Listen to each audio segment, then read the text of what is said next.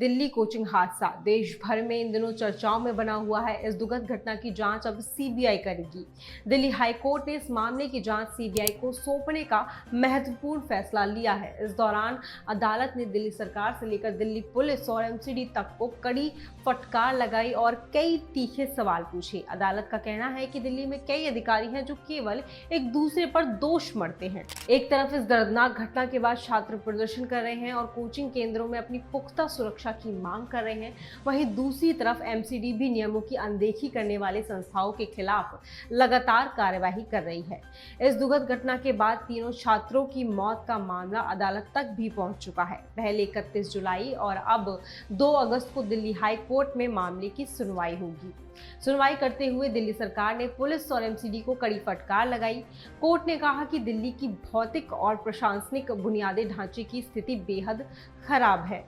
अधिकारियों की जिम्मेदारी की कमी और दूसरों को दोष देने की आदत को लेकर भी अदालत ने गंभीर सवाल उठाए। अदालत ने पूछा कि क्या अब तक किसी एमसीडी अफसर को हिरासत में लिया गया है। साथ ही ये भी पूछा गया कि क्या इस मामले में एमसीडी के अधिकारियों की जांच हुई या नहीं। सारे दिन की सुनवाई के दौरान भी कोर्ट ने दिल्ली पुलिस और एमसीडी के अधिकारियों से घटना पर तीखे सवाल दागे। दिल्ली पुलिस द्वारा कोचिंग संस्थानों के पास से गुजरी एसयूवी के चालक को गिरफ्तार करने का जिक्र करते हुए अदालत ने कहा, शुक्र है कि आपने बेसमेंट में घुसने के लिए बारिश के पानी का चालान नहीं काटा। इसी तरह से आपने एसयूवी चालक को वहां कार चलाने के लिए गिरफ्तार कर लिया। अदालत ने एमसीडी और पुलिस को फटकार लगाते हुए कहा, एमसीडी अधिकारियों को इसकी कोई परवाह नहीं है और ये एक सामान्य बात हो गई है। कोर्ट ने सीवीसी सेंट्रल विजिलेंस आयोग के प्रमुख को सीबीआई जांच की निगरानी के लिए नियुक्त करने का आदेश दिया है।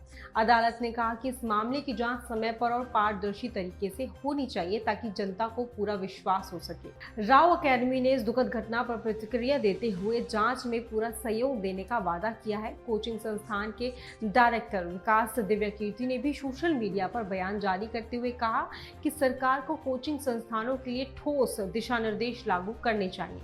विकास दिव्यकीर्ति ने कोचिंग हादसे में जान गंवाने वाले तीनों छात्रों के परिवारों को 10-10 लाख रुपए वित्तीय सहायता और आईएएस की तैयारी कर रहे छात्रों को मुफ्त कोचिंग देने की घोषणा की है। दिल्ली सरकार ने इस त्रासदी के बाद कोचिंग सेंटरों के लिए एक नया कानून लाने की घोषणा की है। शिक्षा मंत्री आतिशी ने कहा कि प्राइवेट स्कूल और अस्पतालों की तरह कोचिंग सेंटरों को भी एक कानून के तहत रेगुलेट किया जाएगा। उन्होंने लाइब्रेरी फीस माफ करने और पुराने राजेंद्र नगर, मुखर्जी नगर और लक्ष्मी नगर में कोचिंग सेंटरों की निरीक्षण करने सहित अतिरिक्त सिफारिश भी की। उन्होंने कहा कि पुराने राजेंद्र नगर में एक शिकायत निवारण बोर्ड स्थापित किया जाएगा जो पानी, बिजली या किसी अन्य समस्या से संबंधित छात्रों की सभी शिकायतों का समाधान करेगा। इसके अलावा दिल्ली के मेयर शैली ओबरॉय ने मृतक छात्रों की याद में 4 नई पुस्तकालय की स्थापना का प्रस्ताव दिया है। आपके मुताबिक दिल्ली में बुनियादी ढांचे और प्रशासन में क्या बड़े बदलाव की जरूरत है? मुझे अपनी राय कमेंट सेक्शन में जरूर बताएं। बाकी अभी के लिए इतना ही। ऐसी आगे की और अपडेट्स के लिए देखते रहें सूचक।